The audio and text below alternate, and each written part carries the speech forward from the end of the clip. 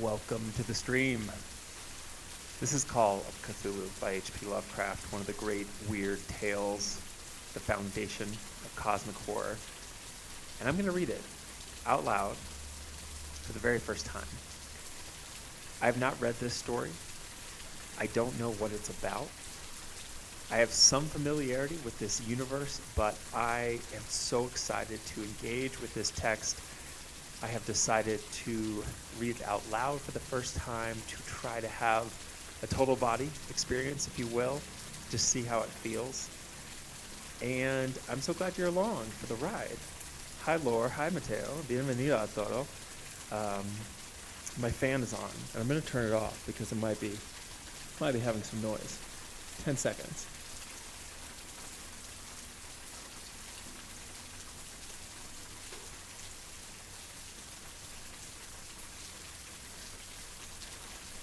Thank you. The plan here is that what I do know is that this story is in 3 sections. So what I'm going to do is I'm going to read a section out loud and then kind of reflect on what I read. So this is kind of like a live reading blog type experience. And if you catch a replay of this stream, you can kind of skip to the various midpoints of the stream to kind of experience the live conversation that's happening, see my personal take, my personal reaction to all this.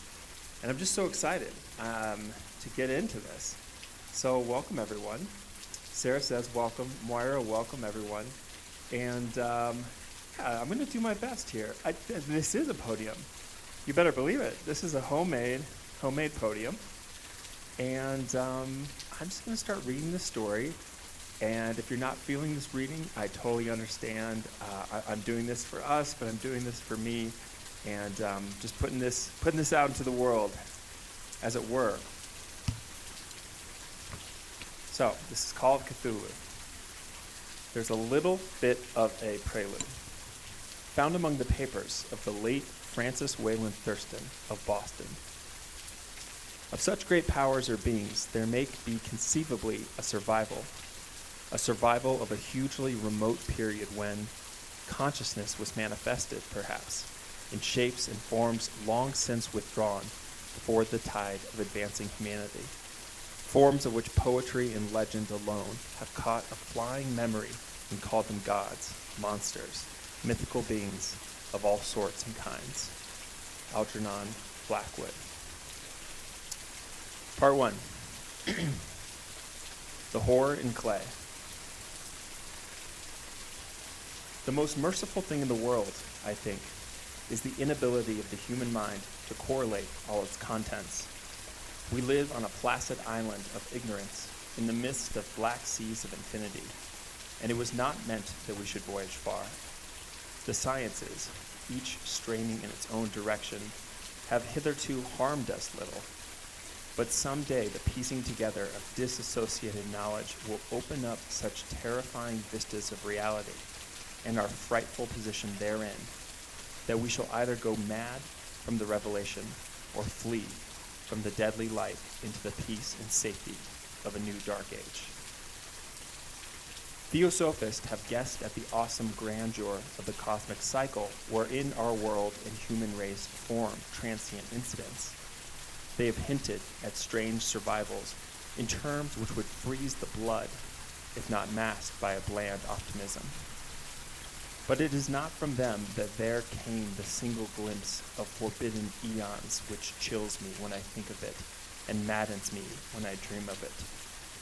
That glimpse, like all dread glimpses of truth, flashed out from an accidental piecing together of separated things, in this case, an old newspaper item and the notes of a dead professor. I hope that no one else will accomplish this piecing out. Certainly, if I live, I shall never knowingly supply a link in so hideous a chain. I think that the professor, too, intended to keep silent regarding the part he knew, and that he would have destroyed his notes had not sudden death seized him.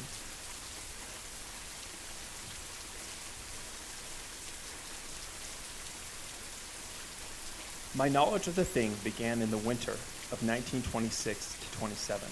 with the death of my grand-uncle George Gamble Agnall, Professor Emeritus of Semitic Languages in Brown University, Providence, Rhode Island. Professor Agnall was widely known as an authority on ancient inscriptions and had frequently been resorted to by the heads of prominent museums, so that his passing at the age of 92 may be recalled by many. Locally, interest was intensified by the obscurity of the cause of death. The professor had been stricken whilst returning from the Newport boat, falling suddenly, as witnesses said, after having been jostled by a nautical-looking Negro who had come from one of the queer, dark courts on the precipitous hillside, which formed a shortcut from the waterfront to the deceased's home in William Street. Physicians were unable to find any visible disorder, but concluded after perplexed debate that some obscure lesion of the heart, induced by the brisk ascent of so steep a hill by so elderly a man, was responsible for the end. At the time, I saw no reason to dissent from this dictum, but latterly I am inclined to wonder, and more than wonder.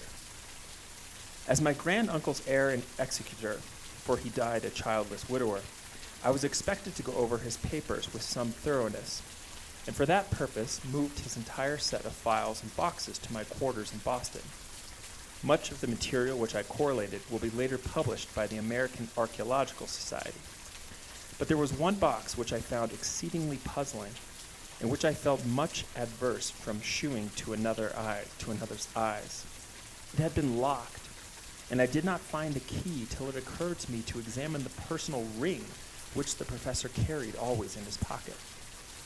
Then indeed I succeeded in opening it, but when I did so, seemed only to be confronted by a greater and more closely locked barrier. For what could be the meaning of the queer clay bas-relief and the disjointed jottings, ramblings, and cuttings which I found? Had my uncle in his latter years become credulous of the most superficial impostures? I resolved to search out the eccentric sculptor responsible for this apparent disturbance of an old man's peace of mind. The bas-relief was a rough rectangle, less than an inch thick and about 5 by 6 inches in area, obviously of modern origin. Its designs, however, were far from modern in atmosphere and suggestion. For although the vagaries of cubism and futurism are many and wild, they do not often reproduce that cryptic regularity which lurks in prehistoric writing.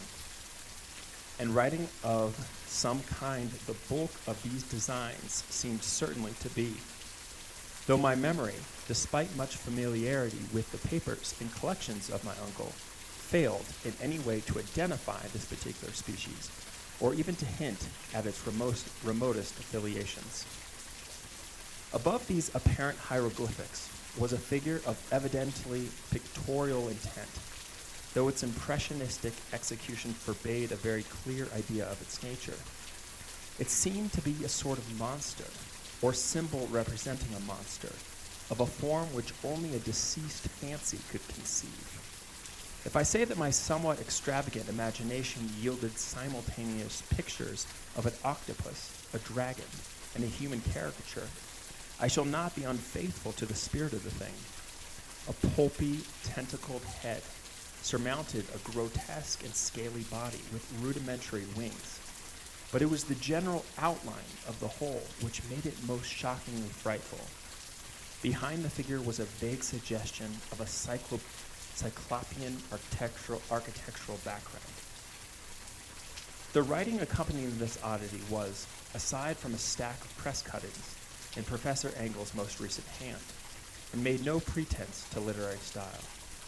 What seemed to be the main document was headed CTHULU Cult in characters painstakingly printed to avoid the erroneous reading of a world so unheard of. This manuscript was divided into 2 sections, the first of which was headed 1925, Dream and Dream Work of H.A. Wilcox, 7 Thomas Street, Providence, Rhode Island. And the second, Narrative of Inspector John R. LaGrasse, 121 Bienville Street, New Orleans, Louisiana, at 1908 AAS Management. Notes on same and Professor Webb's account. The other manuscript papers were all brief notes, some of them accounts of the queer dreams of different persons, some of them citations from theosophical books and magazines, notably W. Scott Eliot's Atlantis and the Lost Lemuria. And the rest comments on long-surviving secret societies and hidden cults, with references to passages in such mythological and anthropological source books as Fraser's Golden Bough and Miss Murray's Witch Cult in Western Europe. The cuttings largely alluded to ultra mental illnesses and outbreaks of group folly or mania in the spring of 1925. The first half of the principal manuscript told a very peculiar tale. It appears that on March 1st, 1925, a thin, dark young man of neurotic and excited aspect had called upon Professor Engel, bearing the singular clay bas relief, which was then exceedingly damp and fresh. His card bore the name of Henry Anthony Wilcox, and my uncle had recognized him as the youngest son of an excellent family slightly known to him, who had latterly been studying sculpture at the Rhode Island School of Design and living alone at the Fleur-de-Lis building near that institution.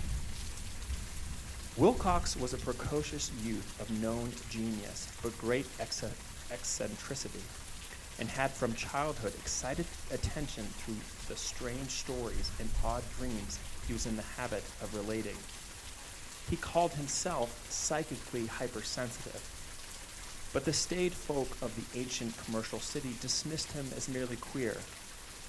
Never mingling much with his kind, he had dropped gradually from social visibility and was now known only to a small group of aesthetes from other towns. Even the Providence Art Club, anxious to preserve its conservatism, had found him quite hopeless. On the occasion of the visit, ran the professor's manuscript, the sculptor abruptly asked for the benefit of his host's archaeological knowledge in identifying the hieroglyphics of the bas-relief. He spoke in a dreamy, stilted manner, which suggested pose and alienated sympathy, and my uncle shewed some sharpness in replying, for the conspicuous freshness of the tablet implied kinship with anything but archaeology. Young Wilcox's rejoinder, which impressed my uncle enough to make him recall and record it verbatim, was of a fantastically poetic cast, which must have typified his whole conversation, and which I have since found highly characteristic of him.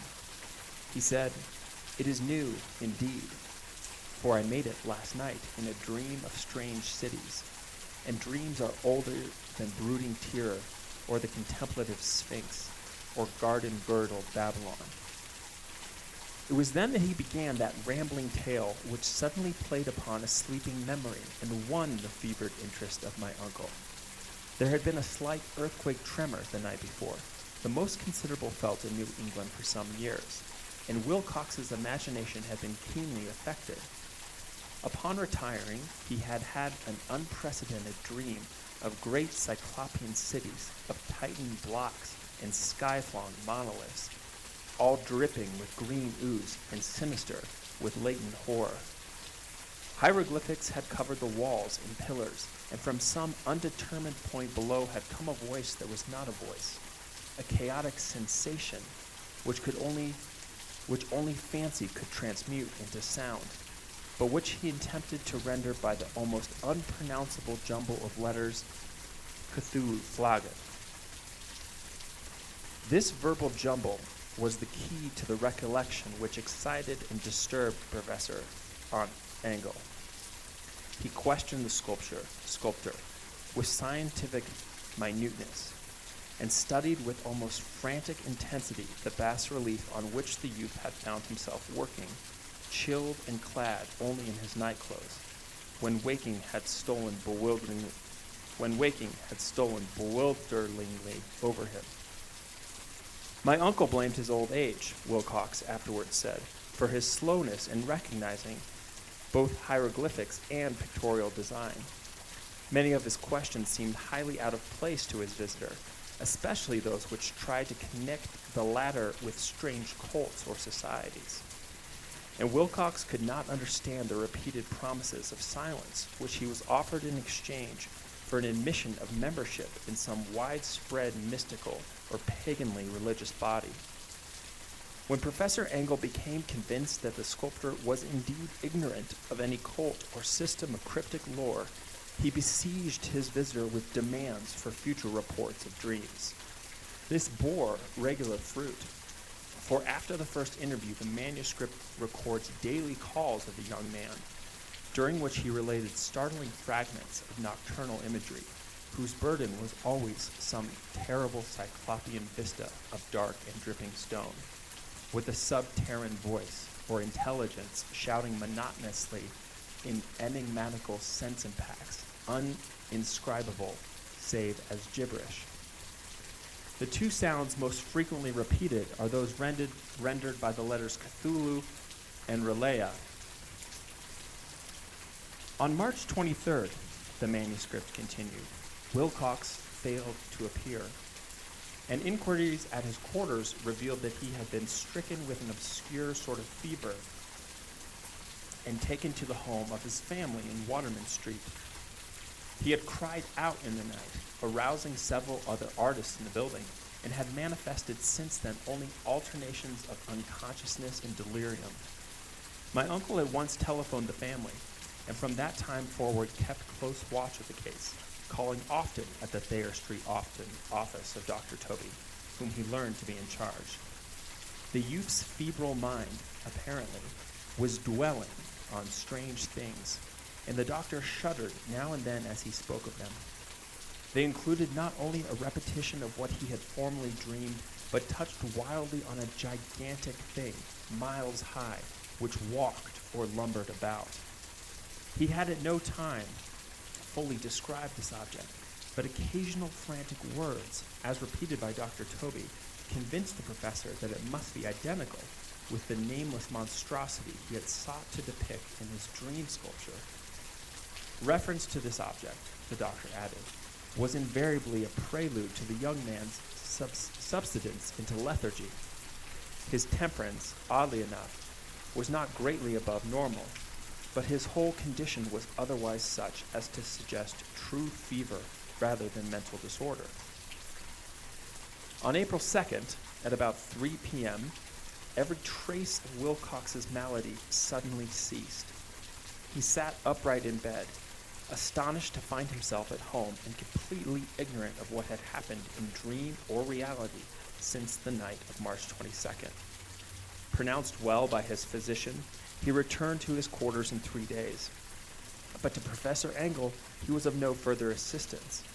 All traces of strange dreaming had vanished with his recovery, and my uncle kept no record of his night thoughts after a week of pointless and irrelevant accounts of thoroughly usual visions. Here the first part of the manuscript ended, but references to certain of the scattered notes gave me much material for thought. So much, in fact, that only the ingrained skepticism then forming my philosophy can account for my continued distrust of the artist. The notes in question were those descriptive of the dreams of various persons covering the same period as that in which young Wilcox had had his strange visitations. My uncle, it seems, had quickly instituted a prodigiously far-flung body of inquiries amongst nearly all the friends whom he could question without impertinence, asking for nightly reports of their dreams and the dates of any notable visions for some time past. The reception of his request seems to have been varied, but he must at the very least have received more responses than any ordinary man could have handled without a secretary. This original correspondence was not preserved, but his notes formed a thorough and really significant digest. Average people in society and business, New England's traditional salt of the earth, gave an almost completely negative result. Those scattered cases of uneasy but formless nocturnal impressions appeared here and there, always between March 23rd and April 2nd, the period of young Wilcox's delirium. Scientific men were little more affected, though 4 cases of vague description suggest fugitive glimpses of strange landscapes, and in one case there is mentioned a dread of something abnormal.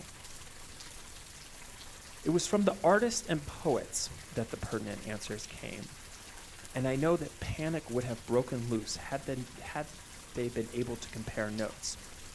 As it was, lacking their original letters, I half suspected the compiler of having asked leading questions or having edited the correspondence in corroboration of what he had latently resolved to see.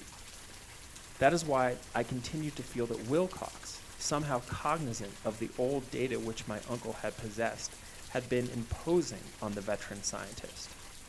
These responses from aesthetes told a disturbing tale. From February 28th to April 2nd, a large proportion of them had dreamed very bizarre things, the intensity of the dreams being immeasurably the stronger during the period of the sculptor's delirium. Over a fourth of those who reported anything reported scenes and half sounds not unlike those which Wilcox had described, and some of the dreamers confessed acute fear of the gigantic, nameless thing, visible towards the last. One case, which the note describes with emphasis, was very sad. The subject, a widely known architect with leanings towards theosophy and occultism, went violently insane on the date of young Wilcox's seizure, and expired several months later after incessant screamings to be saved from some escaped denizen of hell. Had my uncle referred to these cases by name instead of merely by number, I should have attempted some corroboration and personal investigation. But as it was, I succeeded in tracing down only a few. All of these, however, bore out the notes in full. I have often wondered if all the objects of the professor's questioning felt as puzzled as did this fraction. It is well that no explanation shall ever reach them. The press cuttings, as I have intimated, touched on cases of panic, mania, and eccentricity during the given period. Professor Engel must have employed a cutting bureau, for the number of extracts was tremendous and the sources scattered throughout the globe. Here was a nocturnal suicide in London, where a lone sleeper had leaped from a window after a shocking cry. Here, likewise, a rambling letter to the editor of a paper in South America, where a fanatic deduces a dire future from visions he has seen. A dispatch from California describes a theosophist colony as donning white robes en masse for some glorious fulfillment which never arrives, whilst items from India speak guardedly of serious native unrest toward the end of March. Voodoo orgies multiply in Haiti. An African outpost report ominous mutterings. American officers in the Philippines find certain tribes bothersome about this time, and New York policemen are mobbed by hysterical Levantines on the night of March 22nd to 23rd. The west of Ireland, too, is full of wild rumor and legendry, and a fantastic painter named Ardois Bonneau hangs a blasphemous dream landscape in the Paris Spring Salon of 1926. And so numerous are the recorded troubles in insane asylums that only a miracle can have stopped the medical fraternity from noting strange parallelisms and drawing mystified conclusions. A weird bunch of cuttings, all told. And I can, at this date, scarcely envisage the callous rationalism with which I set them aside. But I was then convinced that young Wilcox had known of the older matters mentioned by the professor. That's part one. How's everybody doing? Whew. Y'all, this is a good time. This story, I'm in. I'm so in. The commitment to apocrypha, to lore, to text. I feel like I'm going into a museum and something is waiting for me in the stacks. Whew. Whew, whew, whew. So glad everyone's here together. Appreciate Appreciate the patience with the reading and the guessing as it comes. All right, part 2. 1 second, everybody.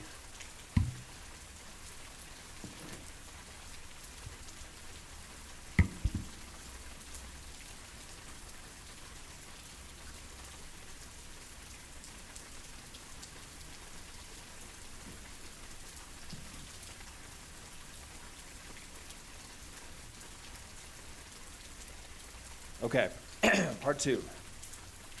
The Tale of Inspector Legrasse.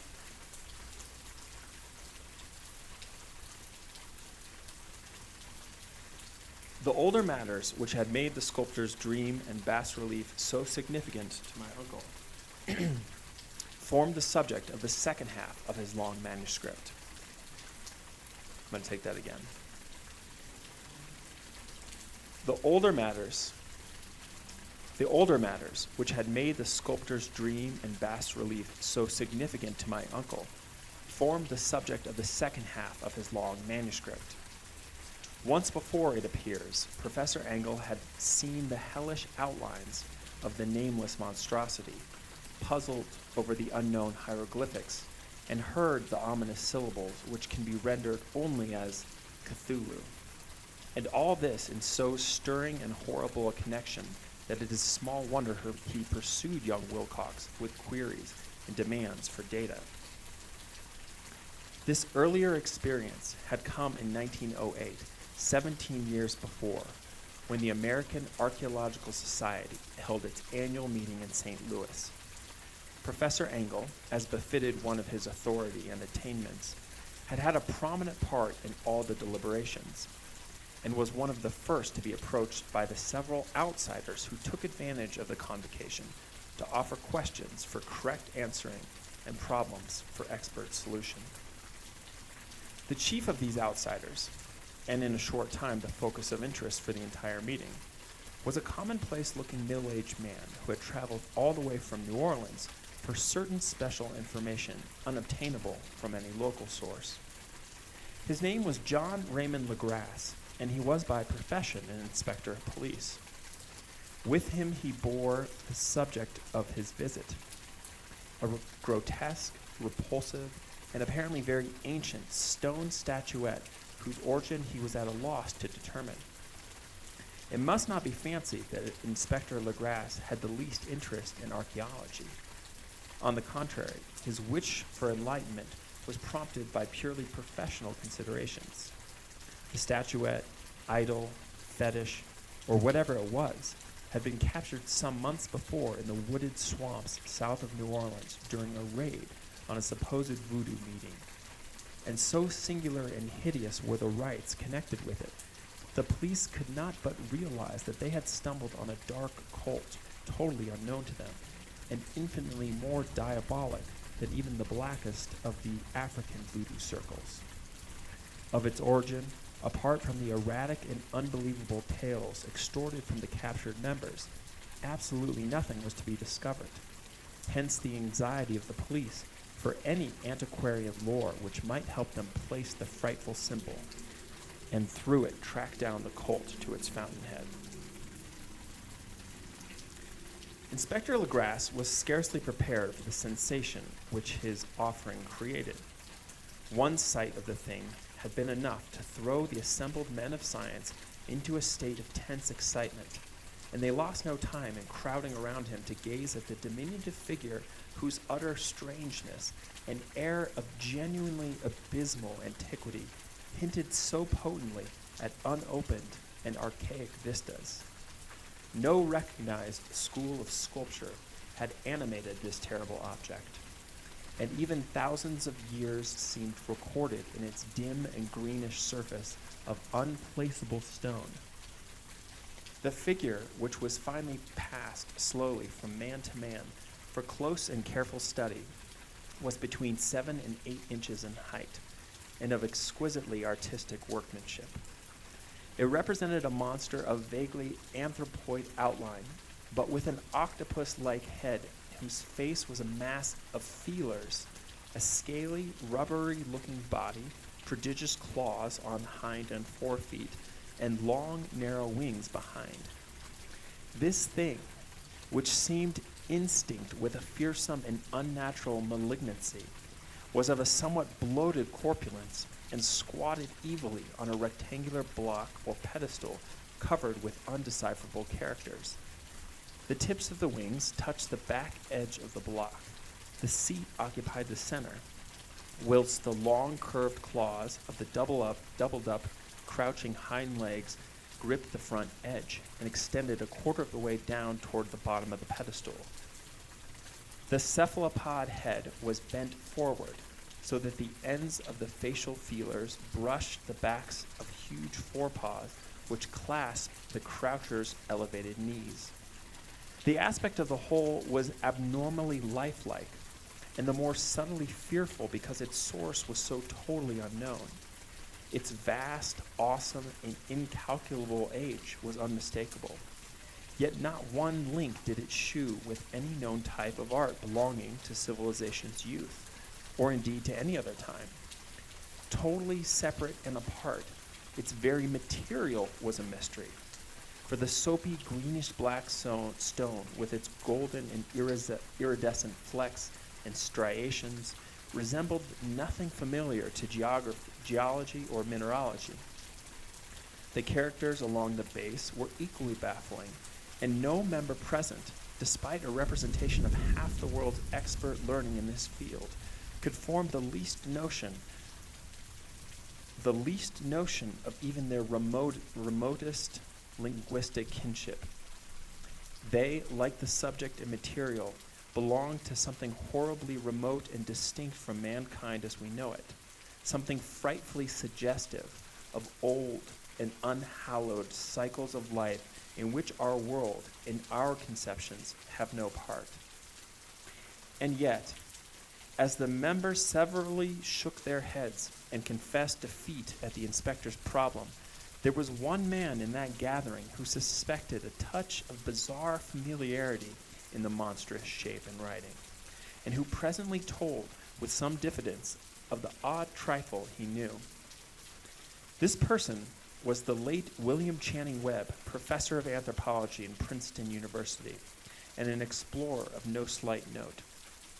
Professor Webb had been engaged 48 years before in a tour of Greenland and Iceland in search of some runic inscriptions which he failed to unearth, and whilst high up on the West Greenland coast had encountered a singular tribe or cult of degenerate Esquimaux, whose religion, a curious form of devil worship, chilled him with its deliberate bloodthirstiness and repulsiveness.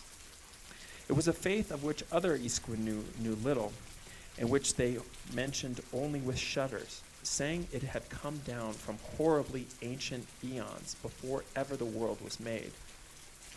Besides nameless rites and human sacrifices, there were certain queer hereditary rituals addressed to a supreme elder devil or Tornausk, and of this Professor Webb had taken a careful phonetic copy from an aged Angak or wizard priest, expressing the sounds in Roman letters as best he knew how.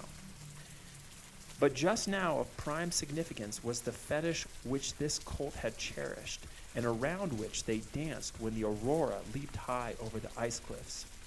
It was, the professor stated, a very crude bas-relief of stone, comprising a hideous picture and some cryptic writing. And so far as he could tell, it was a rough parallel in all essential features of the bestial thing now lying before the meeting. This data, received with suspense and astonishment by the assembled members, proved doubly exciting to Inspector Legrasse, and he began at once to ply his informant with questions. Having noted and copied an oral ritual among the swamp cult worshippers his men had arrested, he besought the professor to remember as best he might the syllables taken down amongst the diabolic Esquimaux. There then followed an exhaustive comparison of details, and a moment of really awed silence when both detective and scientist agreed on the virtual identity of the phrase common to two hellish rituals so many worlds of distance apart. What, in substance, both the Esquimaux wizards and the Louisiana swamp priests had chanted to their kindred idols was something very like this, the word divisions being guessed at from traditional breaks in the phrase as chanted aloud. Finira, Mudala, Cthulhu, Lalaya, Hunira, Fatin. Legrasse had at one point in advance of Professor Webb, for several among his mongrel prisoners had repeated to him what older celebrants had told them the words meant. This text, as given, ran something like this. In the house of Relea, dead Cthulhu waits dreaming. And now, in response to a general and urgent demand, Inspector Legrasse related as fully as possible his experience with the swamp worshippers, telling a story to which I could see my uncle attached profound significance. It savored of the wildest dreams of mythmaker and theosophist, and disclosed an astonishing degree of cosmic imagination among such half-castes and pariahs as might be least expected to possess it. On November 1st, 1907, there had come to the New Orleans police a frantic summons from the swamp and lagoon country in the South. The squatters there, mostly primitive but good-natured descendants of Lafitte's men, were in the grip of stark terror from an unknown thing which had stolen upon them in the night. It was voodoo, apparently, but voodoo of a more terrible sort than they had ever known, and some of their women and children had disappeared since the malevolent tom-tom had begun its incessant beating far within the black, haunted woods where no dweller ventured. There were insane shouts and harrowing screams, soul-chilling chants and dancing devil flames, and the frightened messenger added, the people could stand it no more. So a body of 20 police, filling 2 carriages and an automobile, had set out in the late afternoon with the shivering squatter as a guide.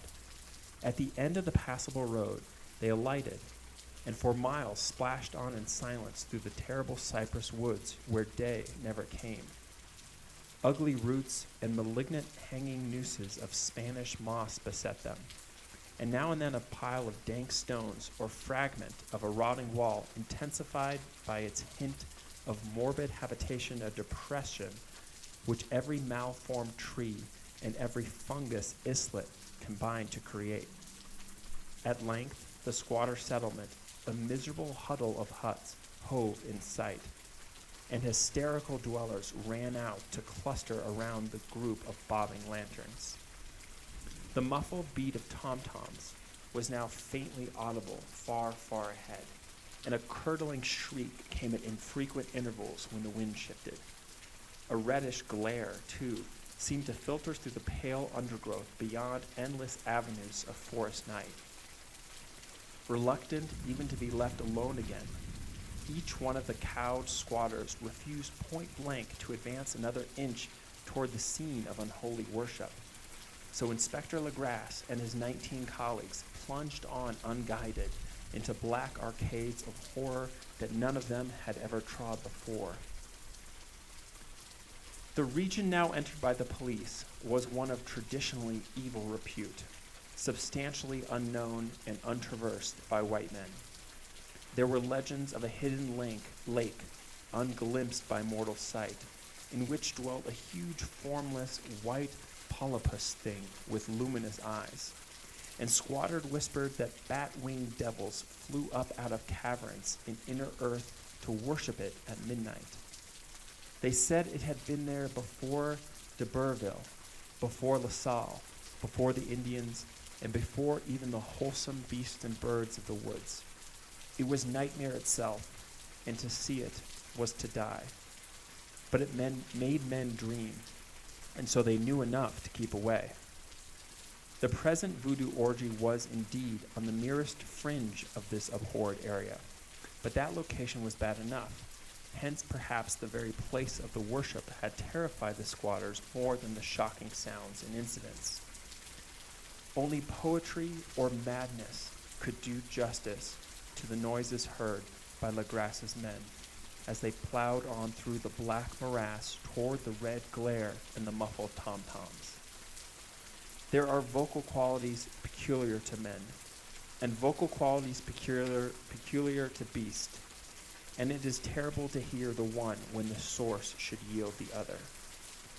Animal fury and orgiastic license here whipped themselves to demonic heights by howls and squawking ecstasies that tore and reverberated through those nighted woods like pestilential tempests from the gulfs of hell. Now and then the less organized ululation would cease, and from what seemed a well-drilled chorus of hoarse voices would rise in sing-song chant that hideous phrase or ritual. Wong malang Cthulhu Riala Wong Palhong. Then the men, having reached a spot where the trees were thinner, came suddenly in sight of the spectacle itself. 4 of them reeled, 1 fainted, and 2 were shaken into a frantic cry which the mad cacophony of the orgy fortunately deadened. Legras dashed swamp water on the face of the fainting men, and all stood trembling and nearly hypnotized with horror. In a natural glade of the swamp stood a grassy island of perhaps an acre's extent, clear of trees and tolerably dry. On this now leaped and twisted a more indescribable horde of human abnormality than any but a Sime or an Angarola could paint. Void of clothing, this hybrid spawn were braying, bellowing, and writhing about a monstrous ring-shaped bonfire, in the center of which, revealed by occasional rifts in the curtain of flame, stood a great granite monolith some 8 feet in height, on top of which, incongruous in its diminutiveness, rested the noxious carven statuette. From a wide circle of 10 scaffolds set up at regular intervals, with the flame-girt monolith as a center hung, head downward, the oddly marred bodies of the helpless squatters who had disappeared. It was inside this circle that the ring of worshippers jumped and roared, the general direction of the mass motion being from left to right in endless bacchanal between the ring of bodies and the ring of fire. It may have been only imagination, and it may have been only echoes which induced one of the men, an excitable Spaniard, to fancy he heard antiphonal responses to the ritual from some far and unillumined spot deeper within the wood of ancient legendry and horror. This man, Joseph D. Galvez, I later met and questioned, and he proved distractingly imaginative. He indeed went so far as to hint of the faint beatings of great wings, and of a glimpse of shining eyes and a mountainous white bulk beyond the remotest trees. But I suppose he had been hearing too much native superstition. Actually, the horrified pause of the men was of comparatively brief duration. Duty came first, and although there must have been nearly 100 mongrel celebrants in the thong, the police relied on their firearms and plunged determinedly into the nauseous rout. For 5 minutes, the resultant din and chaos were beyond description. Wild blows were struck, shots were fired, and escapes were made. But in the end, Legras was able to count some 47 stolen prisoners, whom he forced to dress in haste and fall into line between 2 rows of policemen.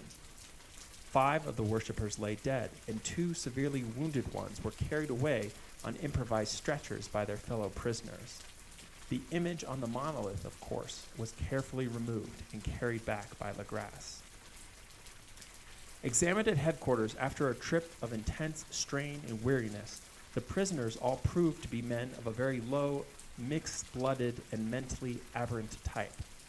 Most were seamen, and a sprinkling of Negroes and mulattoes, largely West Indians or Brava Portuguese from the Cape Verde Islands, gave a coloring of voodooism to the heterogeneous cult.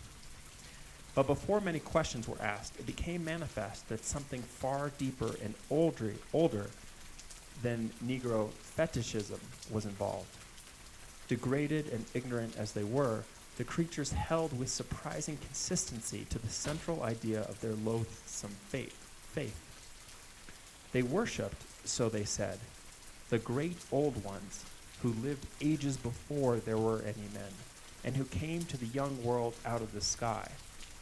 Those old ones were gone now, inside the earth and under the sea, but their dead bodies had told their secrets in dreams to the first men, who formed a cult which had never died. This was that cult, and the prisoners said it had always existed and always would exist, hidden in distant wastes and dark places all over the world, until the time when the great priest Cthulhu, from his dark house in the mighty city of R'lyeh under the waters, should rise and bring the earth again beneath his sway. Someday he would call, when the stars were ready, and the secret cult would always be waiting to liberate him. Meanwhile, no more must be told. There was a secret which even torture could not extract. Mankind was not absolutely alone among the conscious things of earth, for shapes came out of the dark to visit the faithful few. But these were not the great old ones. No man had ever seen the old ones. The carven idol was great Cthulhu, but none might say whether or not the others were precisely like him. No one could read the old writing now, but things were told by word of mouth. The chanted ritual was not the secret. That was never spoken aloud, only whispered. The chant meant only this: in his house at R'lyeh, dead Cthulhu waits dreaming. Only 2 of the prisoners were found sane enough to be hanged, and the rest were committed to various institutions. All denied a part in the ritual murders, and averred that the killing had been done by black-winged ones which had come to them from their immemorial meeting place in the haunted wood. But of those mysterious allies, no coherent account could ever be gained. What the police did extract came mainly from an immensely aged mestizo named Castro, who claimed to have sailed to strange ports and talked with undying leaders of the cult in the mountains of China.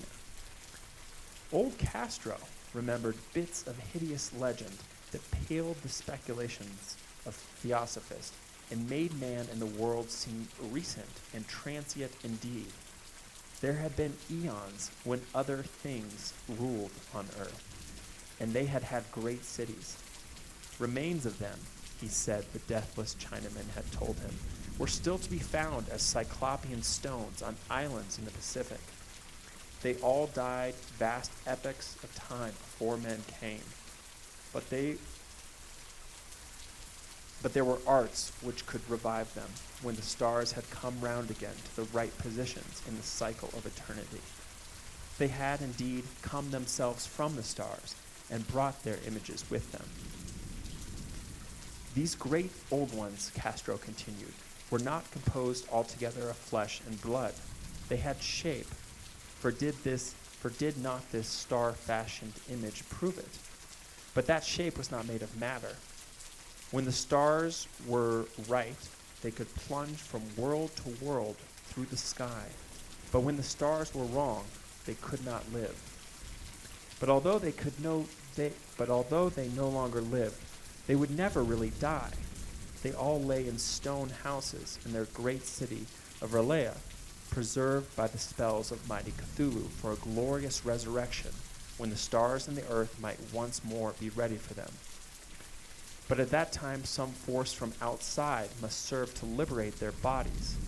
The spells that preserved them intact likewise prevented them from making an initial move, and they could only lie awake in the dark and think whilst uncounted millions of years rolled by. They knew all that was occurring in the universe, for their mode of speech was transmitted thought. Even now they talked in their tombs. When, after infinities of chaos, the first men came, the great old ones spoke to the sensitive among them by molding their dreams, for only thus could their language reach the fleshly minds of mammals. Then, whispered Castro, those first men formed the cult around small idols which the great ones shewed them, idols brought in dim areas from dark stars. That cult would never die till the stars came right again, and the secret priest would take great Cthulhu from his tomb to revive his subjects and resume his rule of earth. The time would be easy to know, for then mankind would have become as the great old ones, free and wild and beyond good and evil, with laws and morals thrown aside, and all men shouting and killing and reveling in joy. Then the liberated old ones would teach them new ways to shout and kill and revel and enjoy themselves, and all the earth would flame with a holocaust of ecstasy and freedom. Meanwhile, the cult, by appropriate rites, must keep alive the memory of those ancient ways and shadow forth the prophecy of their return. In the elder time, chosen men had talked with the entombed old ones in dreams, but then something had happened. The great stone city, Ryla, with its monoliths and sepulchres, had sunk beneath the waves, and the deep waters, full of the one primal mystery through which not even thought can pass, had cut off the spectral intercourse. But memory never died, and high priests said that the city would rise again when the stars were right. Then came out of the earth the black spirits of earth, moldy and shadowy, and full of dim rumors, picked up in caverns beneath forgotten sea bottoms. But of them old Castro dared not speak much. He cut himself off hurriedly, and no amount of persuasion or subtlety could elicit more in this direction. The size of the old ones, too, he curiously declined to mention. Of the cult, he said that he thought the center lay amid the pathless deserts of Arabia, where Iram, the city of pillars, dreams hidden and untouched. It was not allied to the European witch cult, and was virtually unknown beyond its members. No book had ever really hinted of it, though the deathless Chinaman said that there were double meanings in the Necronomicon of the mad Arab Abdul al-Hazard, which the initiated might read as they chose, especially the much-discussed couplet, "That is not dead which can eternal lie, and with strange eons even death may die." Legras, deeply impressed and not a little bewildered, had inquired in vain concerning the historic affiliations of the cult. Castro, apparently, had told the truth when he said that it was wholly secret. The authorities at Tulane University could shed no light upon either cult or image, and now the detective had come to the highest authorities in the country and met with no more than the Greenland tale of Professor Webb.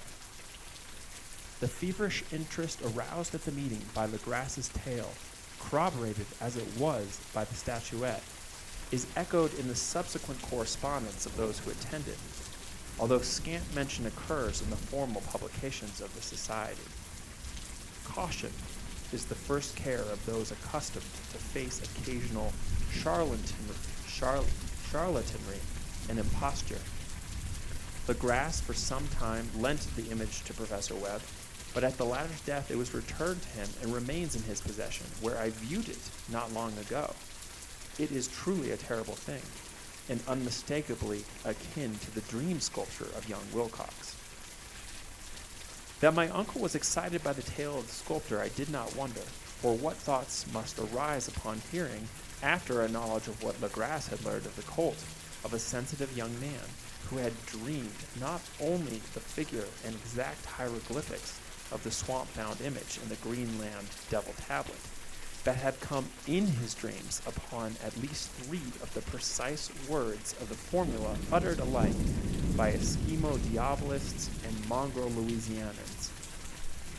Professor Engel's instant start on an investigation of the utmost thoroughness was eminently natural, though privately I suspected young Wilcox of having heard of the cult in some indirect way, and of having invented a series of dreams to heighten and continue the mystery at my uncle's expense. The dream narratives and cuttings collected by the professor were, of course, strong corroboration, but the rationalism of my mind and the extravagance of the whole subject led me to adopt what I thought the most sensible conclusions. So, after thoroughly studying the manuscript again and correlating the theosophical and anthropological notes with the cult narrative of Legras, I made a trip to Providence to see the sculptor and give him the rebuke I thought proper for so boldly imposing upon a learned and aged man.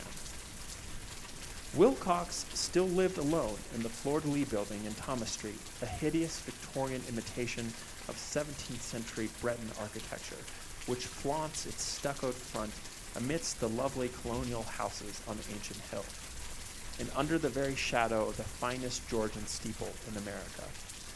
I found him at work in his rooms, and at once conceded from the specimens scattered about that his genius is indeed profound and authentic.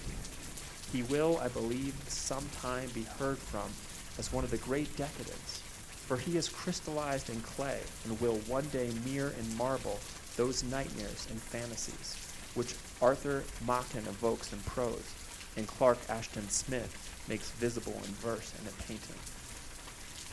Dark, frail, and somewhat unkempt in aspect, he turned languidly at my knock and asked me my business without rising. When I told him who I was, he displayed some interest, for my uncle had excited his curiosity in probing his strange dreams, yet had never explained the reason for the study. I did not enlarge his knowledge in this regard, but sought with some subtlety to draw him out. In a short time, I became convinced of his absolute sincerity, for he spoke of the dreams in a manner none could mistake. They, and their subconscious residuum, had influenced his art profoundly, and he shewed me a morbid statue whose contours almost made me shake with the potency of its black suggestion. He could not recall having seen the original of this thing except in his own dream bas-relief, but the outlines had formed themselves insensibly under his hands. It was, no doubt, the giant shape he had raved of in delirium. That he really knew nothing of the hidden cult, save from what my uncle's relentless catechism had let fall, he soon made clear. And again I strove to think of some way in which he could possibly have received the weird impressions. He talked of his dreams in a strangely poetic fashion, making me see with terrible vividness the damp cyclopean city of slime-green stone, whose geometry, he oddly said, was all wrong, and hear with frightened expectancy the ceaseless, half-mental calling from underground, CTHULU Flaggen, CTHULU Flaggen. These words had formed part of that dread ritual which told of dead Cthulhu's dream vigil in his stone vault at Ryla, and I felt deeply moved despite my rational beliefs. Wilcox, I was sure, had heard of the cult in some casual way, and had soon forgotten it amidst the mass of equally weird reading and imagining. Later, by virtue of its sheer impressiveness, it had found subconscious expression in dreams, in the bas-relief and in the terrible statue I now beheld, so that his imposture upon my uncle had been a very innocent one. The youth was of a type at once slightly affected and slightly ill-mannered, which I could never like, but I was willing enough now to admit both his genius and his honesty. I took leave of him amicably, and wish him all the success his talent promises. The matter of the cult still remained to fascinate me, and at times I had visions of personal fame from researches into its origin and connections.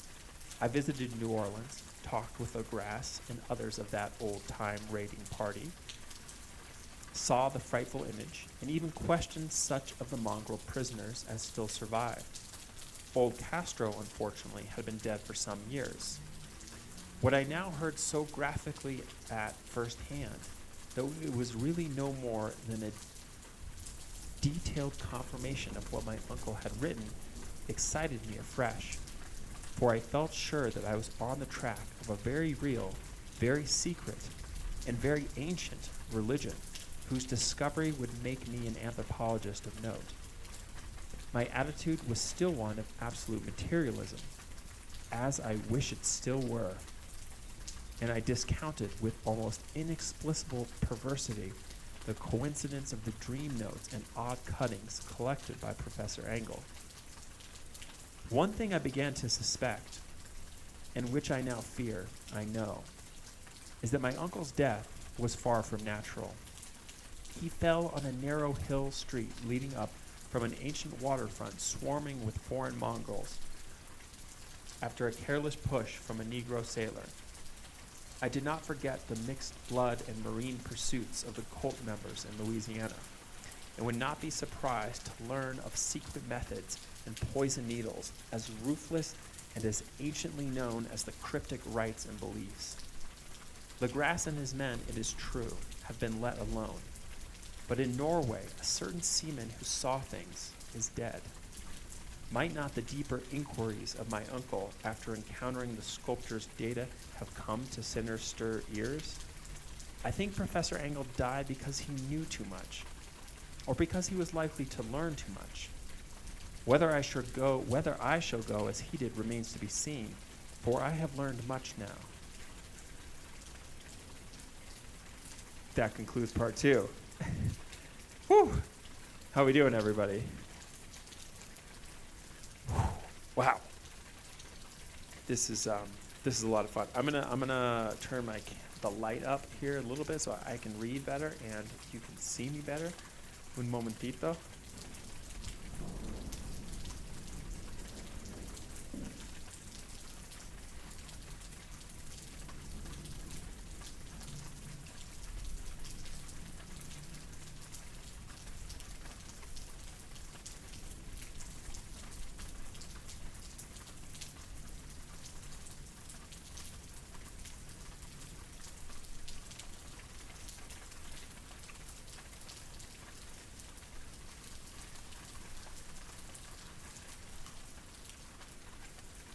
Whew. Hey, everybody.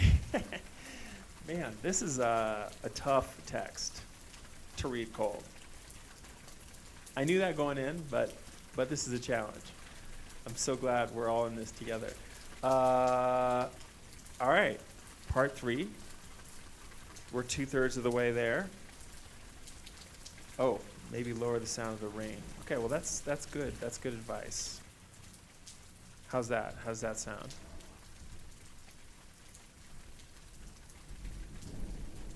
Too low?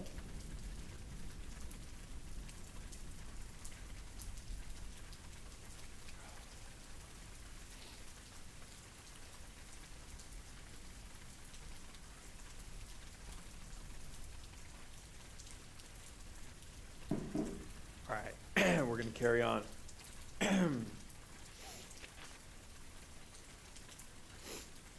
Gosh, I'm so sorry it was so loud that whole time. All right. Just give me 15 seconds, y'all.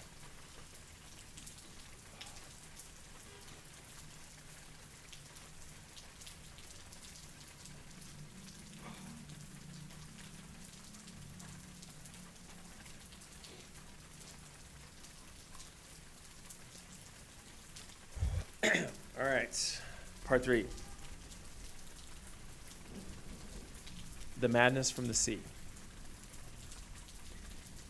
If heaven ever wishes to grant me a boon, it will be a total effacing of the results of a mere chance which fixed my eye on a certain stray piece of shelf paper.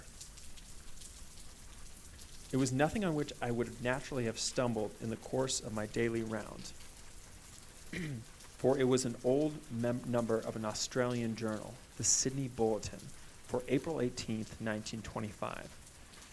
It had escaped even the cutting bureau, which had at the time of its issuance been avidly collecting material for my uncle's research.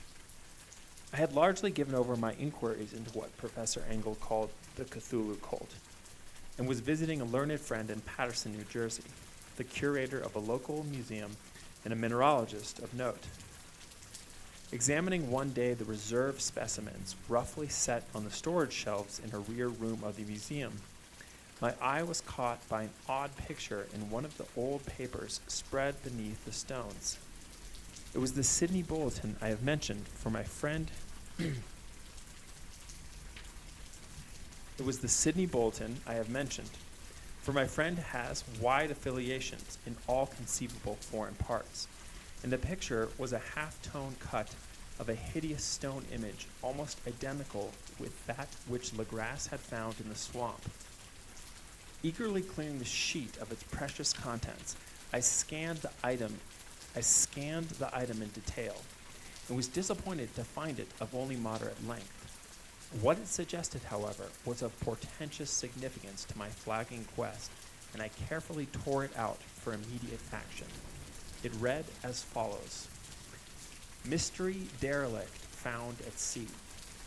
Vigilant arrives with helpless armed New Zealand yacht in tow. One survivor and dead man found aboard. Tale of desperate battle and death at sea. Rescued seaman refuses particulars of strange experience. Odd idol found in his possession. Inquiry to follow. The Morrison Company's freighter, Vigilant, bound from Valparaiso, arrived this morning at its wharf in Darling Harbor, having in tow the battled and disabled but heavily armed steam yacht Alert of Dunedin, New Zealand, which was sighted April 12th in south latitude 3421, west longitude 152.17, with one living and one dead man aboard. The Vigilant left Valparaiso on March 25th, and on April 2nd was driven considerably south of her course by exceptionally heavy storms and monster waves. On April 12th, the derelict was sighted, and though apparently deserted, was found upon boarding to contain one survivor in a half-delirious condition, and one man who had evidently been dead for more than a week. The living man was clutching a horrible stone idol of unknown origin, about a foot in height, regarding whose nature authorities at Sydney University, the Royal Society, and the museum in College Street all professed complete bafflement, and which the survivor says he found in the cabin of the yacht, in a small carved shrine, a common pattern. This man, after recovering his senses, told an exceedingly strange story of piracy and slaughter. He is Gustav Johansen, a Norwegian of some intelligence, and had been second mate of the two-masted schooner Emma of Auckland, which sailed from Callao February 20th with a complement of 11 men. The Emma, he says, was delayed and thrown widely south of her course by the great storm of March 1st, and on March 22nd in south latitude 4951, west longitude 128.34, encountered the Alert, manned by a queer and evil-looking crew of Kanakas and half-castes. Being ordered peremptorily to turn back, Captain Collins refused, whereupon the strange crew began to fire savagely and without warning upon the schooner with a particularly heavy battery of brass cannon forming part of the yacht's equipment. The Emma's men shewed fight, says the survivor, and though the schooner began to sink from shots beneath the waterline, they managed to heave alongside their enemy and board her, grappling with the savage crew on the yacht's deck, and being forced to kill them all, the number being slightly superior, because of their particularly abhorrent and desperate, though rather clumsy, mode of fighting. 3 of Emma's men, including Captain Collins and First Mate Green, were killed, and the remaining 8 under Second Mate Johansen proceeded to navigate the captured yacht, going ahead in their original direction to see if any reason for their ordering back had existed. The next day, it appears, they raised and landed on a small island, although none is known to exist in that part of the ocean, and 6 of the men somehow died ashore, though Johansen is queerly reticent about this part of the story and speaks only of their falling into a rock chasm. Later, it seems, he and one companion boarded the yacht and tried to manage her, but were beaten about by the storm of April 2nd. From that time till his rescue on the 12th, the man remembers little, and he does not even recall when William Britton, his companion, died. Britton's death reveals no apparent cause, and was probably due to excitement or exposure. Cable advices from Dunedin report that the Alert was well known there as an island trader and bore an evil reputation along the waterfront. It was owned by a curious group of half-castes whose frequent meetings and night trips to the woods attracted no little curiosity, and it had set sail in great haste just after the storm and earth tremors of March 1st. Our Auckland correspondent gives the Emma and her crew an excellent reputation, and Johansen is described as a sober and worthy man. The Admiralty will institute an inquiry on the whole matter beginning tomorrow, at which every effort will be made to induce Johansen to speak more freely than he has done hitherto. This was all, together with the picture of the hellish image. But what a train of ideas it started in my mind. Here were new treasures of data on the Cthulhu cult, and evidence that it had strange interest at sea as well as on land. What motive prompted the hybrid crew to order back the Emma as they sailed about with their hideous idol? What was the unknown island on which 6 of Emma's crew had died, and about which the mate Johansen was so secretive? What had the Vice Admiralty's investigation brought out? And what was known of the noxious cult in Dundon? And most marvelous of all, what deep and more than natural linkage of dates was this, which gave a malign and now undeniable significance to the various turns of events so carefully noted by my uncle. March 1st, our February 28th, according to the international date line. The earthquake and storm had come. From Dundon, the Alert and her noisome crew had darted eagerly forth, as if imperiously summoned. And on the other side of the earth, poets and artists had begun to dream of a strange, dank, cyclopean city, whilst a young sculptor had molded in his sleep the form of the dread Cthulhu. March 23rd, the crew of the Emma landed on an unknown island and left 6 men dead. And on that day, the dreams of sensitive men assumed a heightened vividness and darkened with dread of a giant monster's malign pursuit, whilst an architect had gone mad and a sculptor had lapsed suddenly into delirium. And what of this storm of April 2nd, the date on which all dreams of the dank city ceased, and Wilcox emerged unharmed from the bondage of strange fever? What of all this? And of those hints of old Castro about the sunken starborn old ones and their coming reign, their faithful cult, and their mastery of dreams? Was I tottering on the brink of cosmic horrors beyond man's power to bear? If so, they must be horrors of the mind alone, for in some way the 2nd of April had put a stop to whatever monstrous menace had begun its siege of mankind's soul. That evening, after a day of hurried cabling and arranging, I bade my host adieu and took a train for San Francisco. In less than a month, I was in Dundee, where, however, I found that little was known of the strange cult members who had lingered in the old sea taverns. Waterfront scum was far too common for special mention, though there was vague talk about one inland trip these mongrels had made, during which faint drumming and red flame were noted on distant hills. In Auckland, I learned that Johansen had returned with yellow hair turned white after a perfunctory and inconclusive questioning at Sydney, and had thereafter sold his cottage in West Street and sailed with his wife to his old home in Oslo. Of his stirring experience, he would tell his friends no more than he had told the Admiralty officials, and all they could do was to give me his Oslo address. After that, I went to Sydney and talked profitlessly with seamen and members of the Vice Admiralty Court. I saw the Alert, now sold and in commercial use, at Circular Quay in Sydney Cove, but gained nothing from its non-committal bulk. The crouching image with its cuttlefish head, dragon body, scaly wings, and hieroglyph pedestal was preserved in the museum at Hyde Park, and I studied it long and well, finding it a thing of balefully exquisite workmanship, and with the same utter mystery, terrible antiquity, and unearthly strangeness of material which I had noted in Legras's smaller specimen. Geologists, the curator told me, had found it a monstrous puzzle, for they vowed that the world held no rock like it. Then I thought with a shudder of what old Castro had told Legras about the primal great ones. They had come from the stars and had brought their images with them.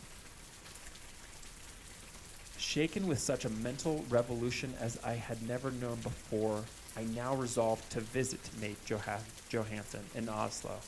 Sailing for London, I re-embarked at once for the Norwegian capital, and one autumn day landed at the trim wharves in the shadow of Egeberg.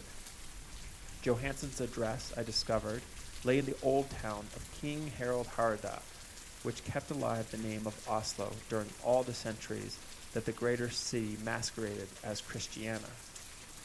I made the brief trip by taxicab and knocked with palpitant heart at the door of a neat and ancient building with plastered front. A sad-faced woman in black answered my summons, and I was stung with disappointment when she told me in halting English that Gustav Johansen was no more. He had not long survived his return, said his wife, for the doings at sea in 1925 had broken him. He had told her no more than he had told the public, but had left a long manuscript of technical matters, as he said, written in English, evidently in order to safeguard her from the peril of casual perusal. During a walk through a narrow lane near the Gothenburg dock, a bundle of papers falling from an attic window had knocked him down. Two Lascar sailors at once helped him to his feet, but before the ambulance could reach him, he was dead. Physicians found no adequate cause for the end and laid it to heart trouble in a weakened constitution. I now felt gnawing at my vitals, that dark terror which will never leave me till I too am at rest, accidentally or otherwise. Persuading the widow that my connection with her husband's technical matters was sufficient to entitle me to his manuscript, I bore the document away and began to read it on the London boat. It was a simple, rambling thing, a naive sailor's effort at a post facto diary, and strove to recall day by day that last awful voyage. I cannot attempt to transcribe it verbatim in all its cloudiness and redundance, but I will tell its gist, enough to shew why the sound of the water against the vessel's sides became so unendurable to me that I stopped my ears with caution. Johansen, thank God, did not know quite all, even though he saw the city and the thing. But I shall never sleep calmly again when I think of those horrors that lurk ceaselessly behind life in time and in space, and of those unhallowed blasphemies from elder stars which dream beneath the sea, known and favored by a nightmare cult, ready and eager to loose them on the world whenever another earthquake shall heave their monstrous stone city again to the sun and air. Johansen's voyage had begun just as he told it to the Vice Admiralty. The Emma in ballast had cleared Auckland on February 20th and had felt the full force of that earthquake-born tempest, which must have heaved up from the sea bottom the horrors that filled men's dreams. Once more under control, the ship was making good progress when held up by the Alert on March 22nd, and I could feel the mate's regret as he wrote of her bombardment and sinking. Of the swarthy cult fiends on the Alert, he speaks with significant horror. There was some peculiarly abominable quality about them, which made their destruction seem almost a duty.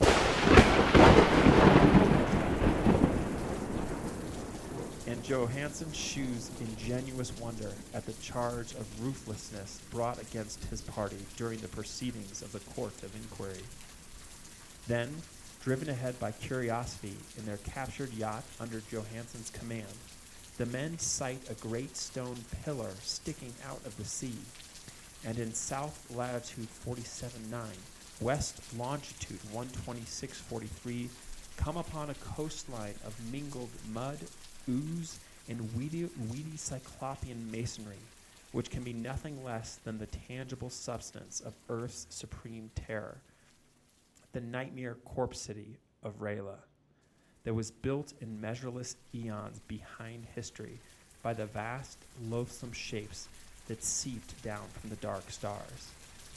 There lay great Cthulhu and his hordes, hidden in green slimy vaults and sending out at last, after cycles incalculable, the thoughts that spread fear to the dreams of the sensitive, and called imperiously to the faithful to come on a pilgrimage of liberation and restoration. All this Johansen did not suspect, but God knows he saw soon enough. I suppose that only a single mountaintop, the hideous monolith-crowned citadel whereon great Cthulhu was buried, actually emerged from the waters.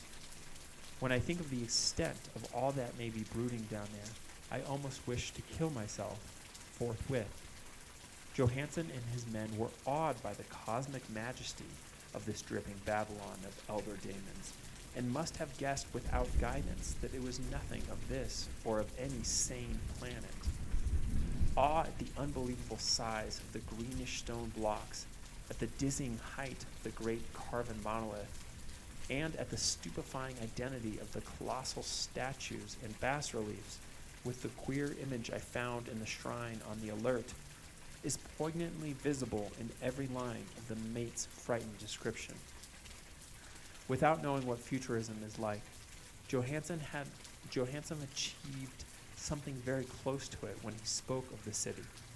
For instead of describing any definite structure or building, he dwells only on broad impressions of vast angles and stone surfaces, surfaces too great to belong to anything right or proper for this earth, and impious with horrible images and hieroglyphs. I mentioned his talk about angles because it suggests something Wilcox had told me of his awful dreams. He had said that the geometry of the dream place he saw was abnormal, non-Euclidean, and loathsomely redolent of spheres and dimensions apart from ours. Now an unlettered seaman felt the same thing whilst gazing at the terrible reality.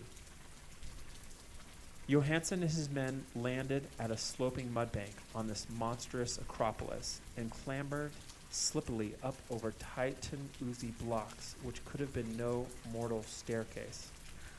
The very sun of heaven seemed distorted when viewed through the polarizing miasma welling out from this sea-soaked perversion, and twisted menace and suspense lurked leeringly in those crazily elusive angles of carven rock where a second glance shewed concavity after the first shewed convexity. Something very like fright had come over all the explorers before anything more definite than rock and ooze and weed was seen.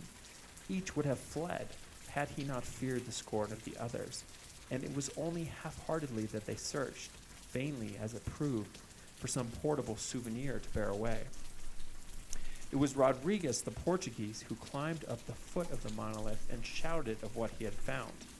The rest followed him, and looked curiously at the immense carved door with the now familiar squid dragon bas-relief. It was, Johansen said, like a great barn door, and they all felt it was a door because of the ornate lintel, threshold, and jambs around it, though they could not decide whether it lay flat like a trapdoor or slantwise like an outside cellar door. As Wilcox would have said, the geometry of the place was all wrong. One could not be sure that the sea and the ground were horizontal. Hence, the relative position of everything else seemed phantasmally variable. Bryden pushed at the stone in several places without result. Then Donovan felt over it delicately around the edge, pressing each point separately as he went. He climbed interminably along the grotesque stone molding.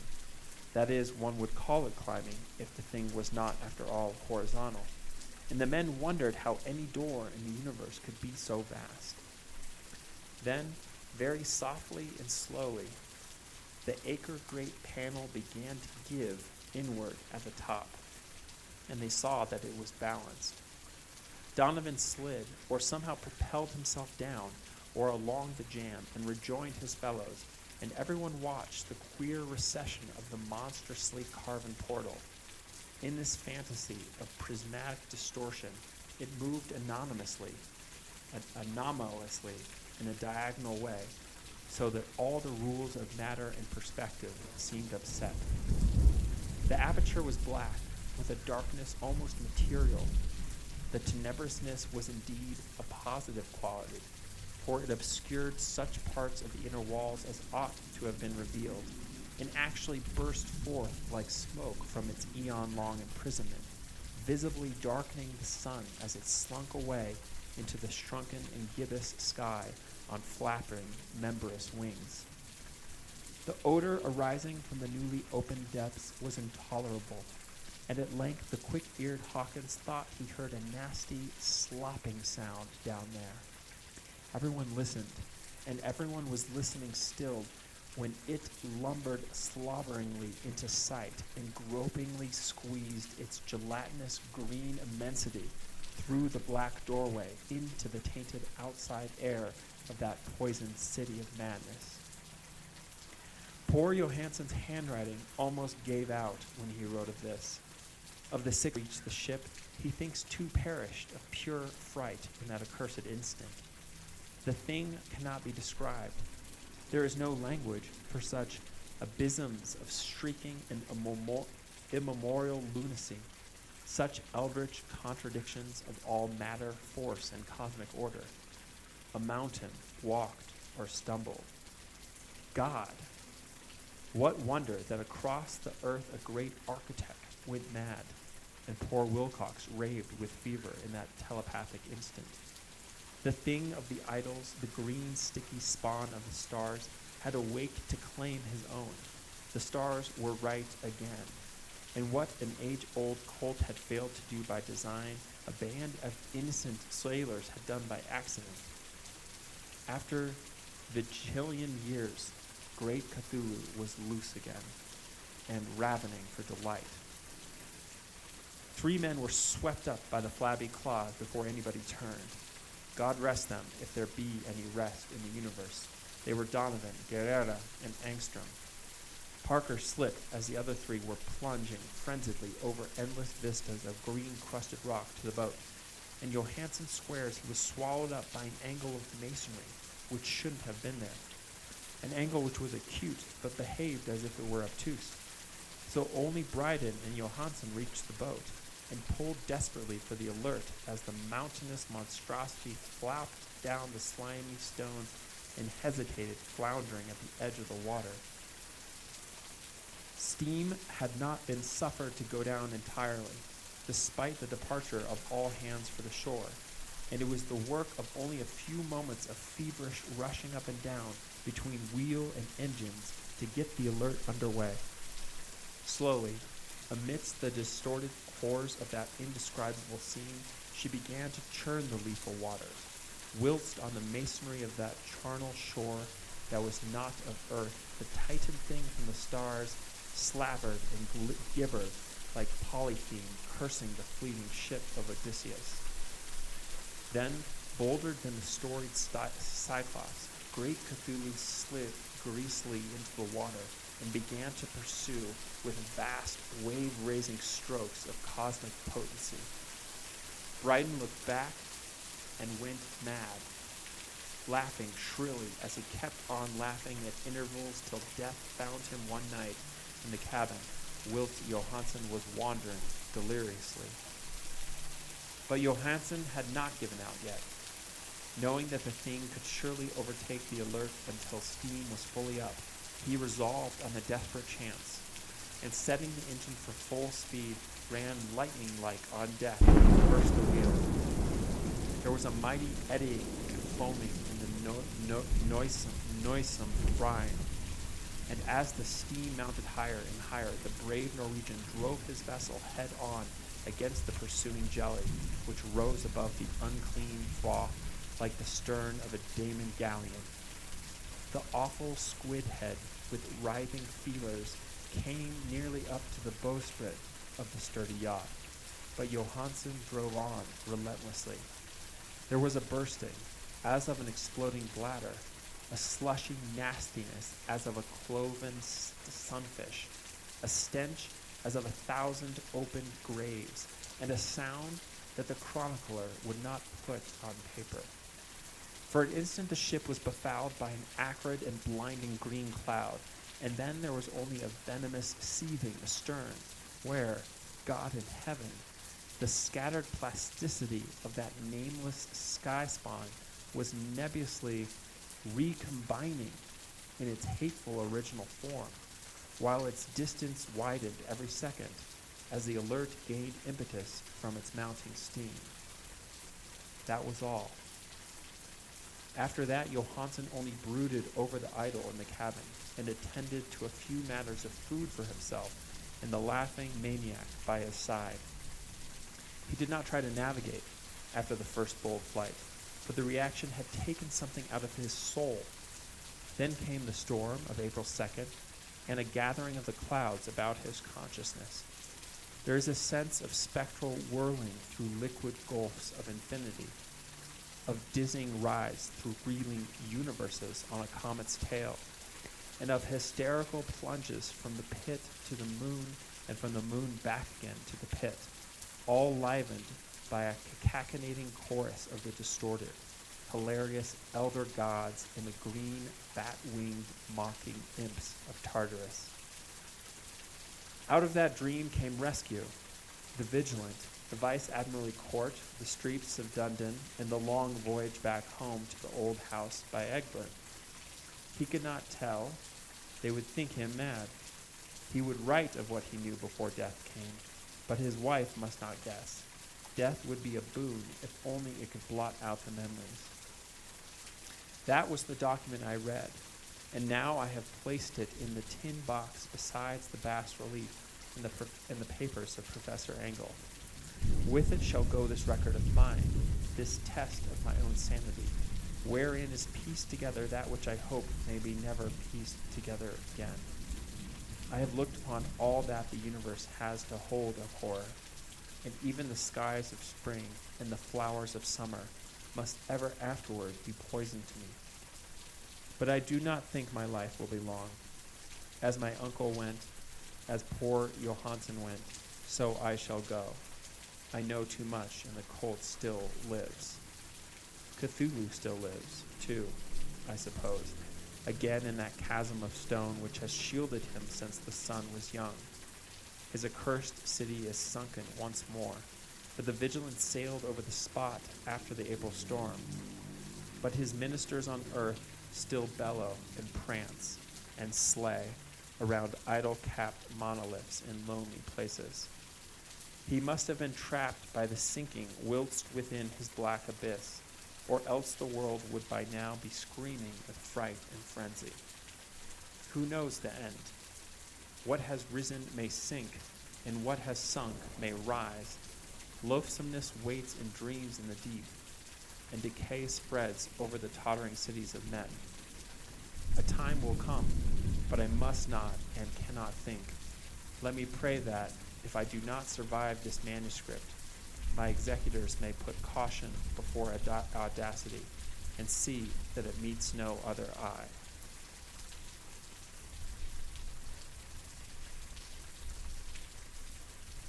The end. Whew. Whew. Call of Cthulhu. Oh my gosh. Was there anyone else in the chat who didn't know this story, who was also hearing it for the first time? Oh. Whew, that was awesome. Oh my God, that's how I feel. Yeah. Aha! We did it, y'all. We made it through. We made it through Call of Cthulhu. Yes, we did it. So, for those of you in the chat who don't know, Sarah Ray Werner is my partner in crime here in terms of learning through reading short stories. The two of us are working our way, story by story, through this collection. And Call of Cthulhu is the story we're reading this week. So, if you don't know me, welcome. We're going to be discussing this story on Thursday, 3 p.m. EST, Sarah and I. Y'all, that was the big time. That was the big time. Mateo, I hadn't heard it all the way through. I just watched lore breakdowns. The Sinking City, a cosmic horror video game, makes so much more sense now. first time for me as well, says Laura Huntress. I was putting it off for the reasons that you mentioned the other day, but so glad to finally hear it. Yeah, me too. Me too. I mean, it's the kind of story you remember. Yeah, I'm just gonna go. Yeah. Splash some water in my face. I really appreciate you all. Thanks for hanging out during the stream. It's a scary thing to read out loud in general, and this too. So I appreciate y'all. Yeah. There's info for our Discord in the description to this video. And I can't wait to hear what everyone else has to say about this tale. If anyone wants to be brave, and if you don't, I get it. I started this thing called SpeakPipe, where you can send me a VN.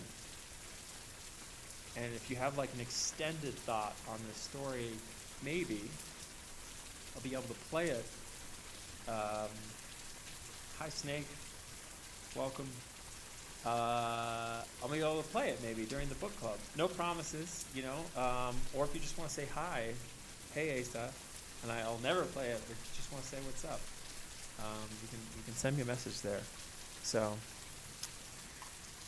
yeah, we'll be in touch. I hope everyone's writing week is going well, and if you want to know about our sci-fi club, the Horror Story Club is on Thursday.